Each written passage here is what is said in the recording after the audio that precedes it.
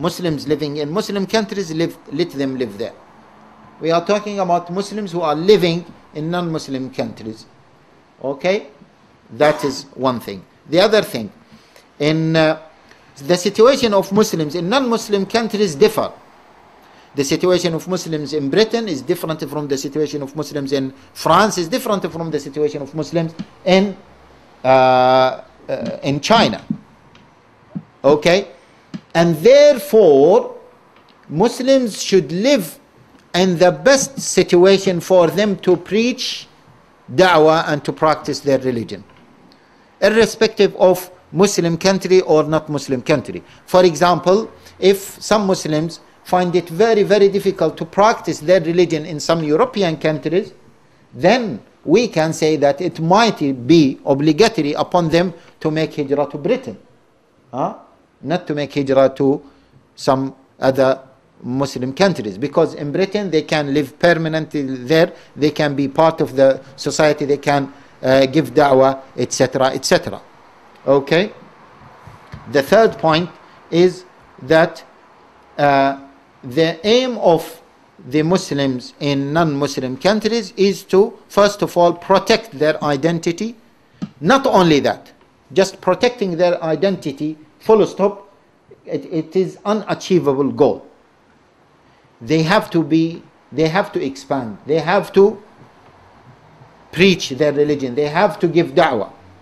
Okay? They have to propagate Islam. They have to grow up. Okay? Because either you increase or you decrease. You cannot just stand still all the time. Okay? The fourth point, the Muslims in non-Muslim countries should do their best to live in Muslim communities. Okay? Within those Muslim countries, within those non-Muslim countries. Yani, we don't want to call this internal hijrah dakhliya, leave alone this, okay, discussion, but they should try their best to live in communities. And this will preserve their identities and the identity of their children. If they cannot, at least they should live close to masajid. At least they can practice their daily 5 prayers. Okay, their 5 daily prayers. It is very, very important, because I cannot imagine someone who maintains his Islam and not praying in a masjid for 2-3 days. You cannot tell me that someone is keeping his iman and doesn't pray in the masjid for a few days. Okay? And wallahi, ya brothers, is my advice for your children. If you want to keep the iman of your children, whatever you do, if they are not praying daily in the masjid, you will not keep their iman. Yeah? Subhanallah, there are so many benefits. Just the salah of jama'ah, just to see Muslims, to get used to Muslims, to be away from the shaitan and to be in the place where Allah Jalla wa Ala shower His mercy, where Allah Jalla wa Ala is protecting. Okay? Just to be there, subhanallah, without you feeling, that will increase the iman. For the children, very, very important. I cannot imagine a brother who is worried about his children and he is living away from a masjid and his children doesn't see Muslims. His children do not see Muslims. His children do not pray in a masjid. Yeah? Very important. And the fifth point is Muslims living in non-Muslim countries, they should keep strong ties and links with some Muslim countries. Yeah? You don't know if there is another cleansing taking place in Europe, then you can flee easily.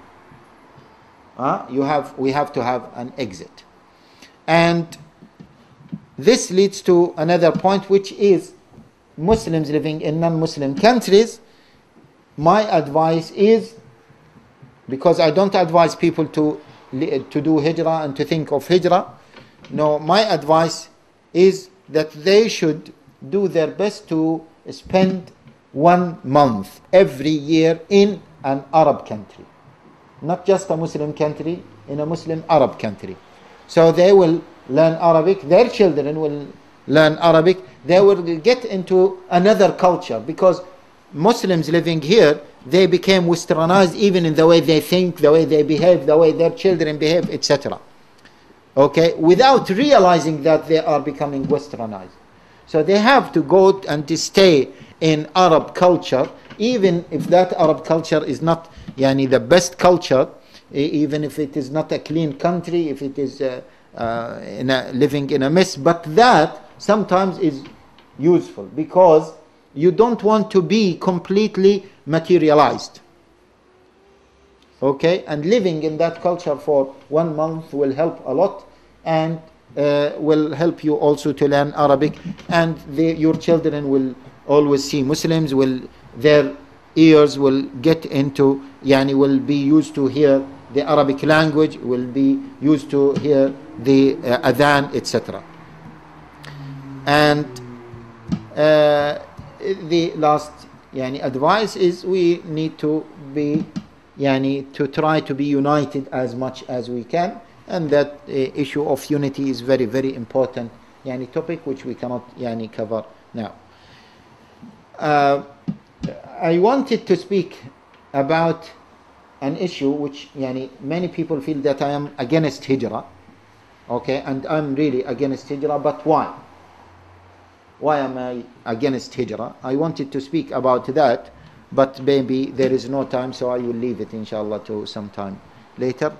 And inshallah here we conclude here, and we say Jazakumullahu khairan for good listening, and I apologize for this very, very long lecture. Maybe it's 1 hour and 40 minutes.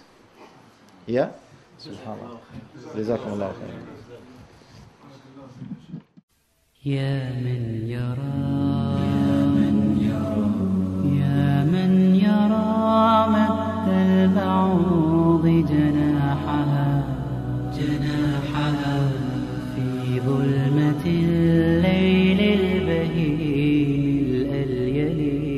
يا من يرى ويرى مناط عروقها في نحرها